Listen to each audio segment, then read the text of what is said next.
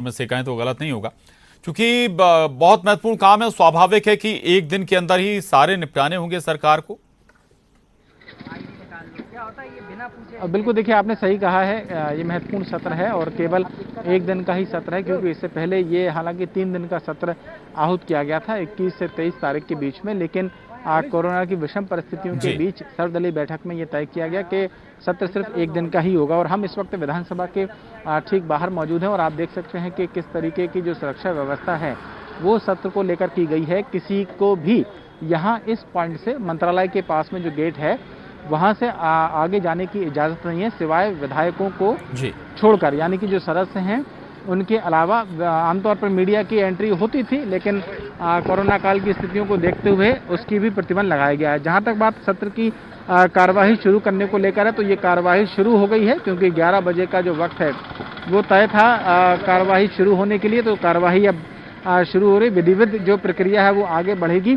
कार्यवाही शुरू होने से पहले मुख्यमंत्री शिवराज सिंह चौहान और नेता प्रतिपक्ष कमलनाथ ने प्रोटेम स्पीकर रामेश्वर शर्मा से भी मुलाकात की और फिर उसके बाद में कार्रवाई शुरू हुई। आमतौर पर जो कार्य मंत्रणा समिति की बैठक है वो होती है पहले कार्यवाही शुरू होने से पहले, लेकिन आज उसके बिना ही कार्रवाई शुरू हुई, क्योंकि केवल एक दिन का ही जो बिजनेस है वो है और इसमें कई जो महत्वपूर्ण विधेयक हैं। पहले करीब 18 विधेयक जो है पेश किए जाने थे, लेकिन फिर उसमें संशोधन किया गया और उनमें कटौती करने के बाद अब जो कुछ प्रमुख विधेयक हैं केवल वही पेश किए जाएंगे।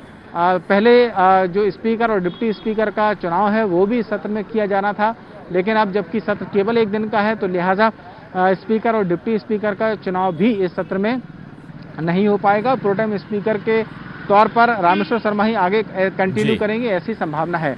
कुछ राजनीतिक तौर पर भी गहमा गहमी जो अंदर से सूचना मिली है उसको देकर पता चल रहा है कांग्रेस के जो विधायक हैं कुणाल चौधरी वो किसानों का मुद्दा लेकर अंदर पहुंचे हैं और जो सोयाबीन की खराब फसल थी वो अपने हाथ में फसल लेकर पहुंचे हुए हैं सदन के अंदर। तो संभवतः इस मुद्दे को विपक्ष कहीं ना कहीं उठाएगा। विपक्ष की वैसे पूरी तैयारी थी सरकार को घेरने की सत्र के दौरान में, लेकिन सत्र चूंकि छोटा है इसलिए जो ज़रूरी काम है केवल वही आज किए जाएंगे और फिर उसकी जो कार्यवाही है वो स्थगित कर दी जाएगी। तो महत्वपूर्ण है, लेकिन सिर्फ एक दिन का सत्र है।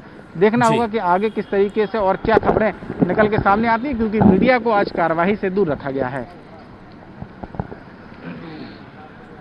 बिल्कुल बिल्कुल, लेकिन आप जिक्र भी कर रहे हैं कि कांग्रेस के विधायक मसले को लेकर, खासतौर से किसानों के मसले की उठाने की तैयारी से सदन में पहुंचे हुए हैं। अब देखना होगा, ये एक दिन का सत्र रहेगा। शरद, आगे भी आपसे जुड़ेंगे। तो कांग्रेस विधायक सुनीता पटेल अब धरने पर बैठ गई हैं, विधानसभा में धरने पर बैठी हैं। कांग्रेस विधायक गाटरवाड़ा से विधायक हैं। गांधी प्रतिमा पर उन्होंने धरना भी शुरू कर दिया है। एडिशनल एसपी राजेश तिवारी को हटाने की मांग की गई है। कांग्रेस विधायक सुनीता पटेल का आरोप है कि एडिशनल एसपी के संरक्षण में अवैध खनन हो रहा है। शरद हमारे साथ बने हुए हैं। शरद, अब कांग्रेस विधायक सुनीता पटेल धरने पर बैठ गई अपनी मांग को लेकर। एक दिन का सत्र है, उसमें भी अगर कई दूसरे मसले या बीच बीच में बाधाएं होंगी तो फिर काम में बाधाएं भी आएंगी। देखिए, सुनीता पटेल ने पहले ही ये कह दिया था कि वो जो अवैध उत्खनन है उसमें एडिशनल एसपी के खिलाफ में वो वहाँ धरना देंगे और उनको हटाने की उनकी जो मांग है वो भी वो पहले ही उन्होंने सुनिश्चित कर लिया था। तो आज जब कार्रवाई शुरू हुई तो उसके पहले जो जानकारी थी कि सुनीता पटेल अंदर पहुंची विधानसभा में, वहां पहुंचने के बाद जो गांधी जी की प्रतिमा लगी हुई है उसके ठीक नीचे वो धरने पर बैठ गई और अपना जो विरोध है वो उन्होंने दर्ज कराया। उनसे मुलाकात करने के लिए जो पूर्व मंत्री हैं पीसी शर्मा वो भी पहुंचे थे, उन्होंने उनका समर्थन भी किया है। अब देखना होगा कि आगे किस तरीके की कार्यवाही इस पूरे मामले को लेकर होती है, लेकिन हाँ इतना ज़रूर है कि उन्होंने अपना विरोध दर्ज कराने के लिए विधानसभा परिसर में बनी महात्मा गांधी की प्रतिमा के ठीक नीचे धरना दिया है। जी बिल्कुल, तो सुनीता पटेल अब धरने पर बैठ गई हैं।